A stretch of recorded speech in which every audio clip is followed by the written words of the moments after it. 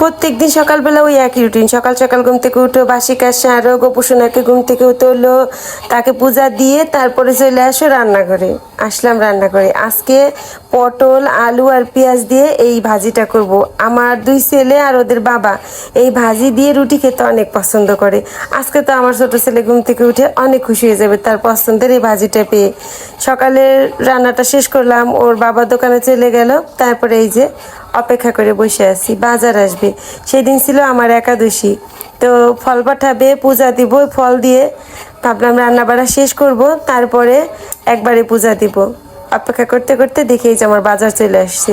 এই ব্যাগের মধ্যে আছে আমার একাদশীর সব ফল বাজার। ড্রাগন ফল আমার অনেক প্রিয়। ওই দিন আবার মাছটা বাজার থেকে কাটাই পাঠাইছে, মাছগুলো ধুয়ে নিলাম। মাছ ধুয়ে এক বালতি জামা কাপড় ভেজানো ছিল, এইগুলো কেচে ধুয়ে মেলে দিয়ে চলে আসলাম রান্নাঘরে। ওইদিকে সব কাজ শেষ, এখন আগে তাড়াতাড়ি রান্নাটা করে নেব। ওই দিন আবার মাথায় একটু মেথি বাটা দিলাম, রান্না করতেছি। এর মধ্যে দেখি রান্না শেষ হয় নাই, ওদের বাবা চলে আসছে।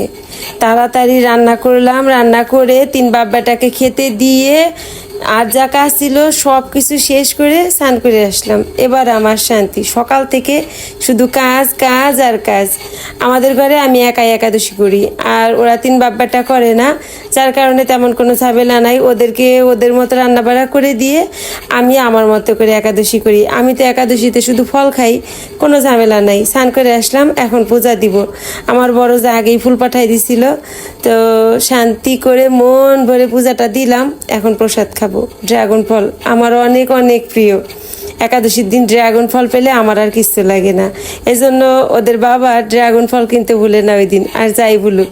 তো ড্রাগন ফল আর হচ্ছে বাদাম আমার অনেক প্রিয়। একাদশীর দিন আমার বাদাম ছাড়া চলেই না। এখন বসে বসে আগে বাদাম খাবো, তারপরে জিমে যাব। তো বাদাম খেতে খেতে আপনাদের সঙ্গে একটা কথা শেয়ার করি। আমার কড়া ভাজা বাদাম খেতে অনেক বেশি ভালো লাগে।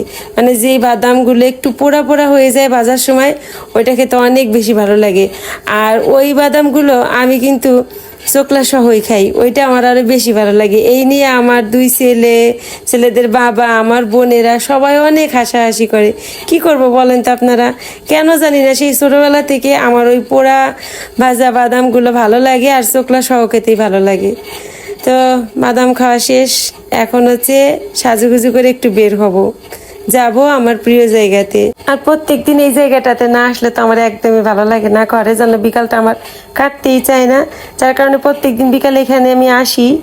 সেই বিকাল 5টার সময় আসছিলাম, যখন এখান থেকে বের হয়েছি তখন হচ্ছে সন্ধ্যা 7টা বাজে। নিচে নেমে দেখি বাইরে বৃষ্টি হচ্ছে।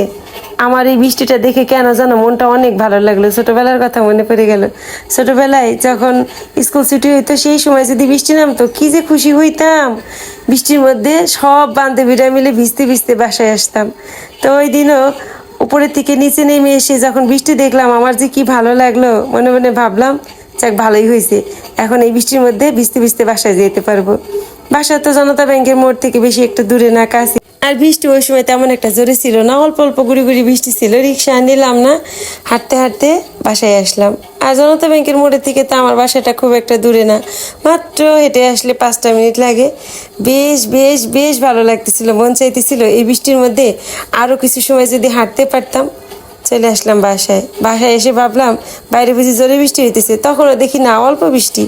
তারপরে হাত মুখ ধুয়ে ফ্রেশ হয়ে পূজা দিতে বসলাম। এখন সন্ধ্যা পূজা দিয়ে প্রসাদ খাবো, তারপরে বসবো ব্লগ রেডি করতে। প্রত্যেক দিন সংসারের কাজের পাশাপাশি তো আমার সন্ধ্যার পর আরেকটা কাজ থাকে, এই যে ব্লগে ভয়েস দেওয়া, তারপরে ব্লগটা রেডি করে আপলোড করা। তো আজকের মতো ভিডিওটাই পর্যন্ত।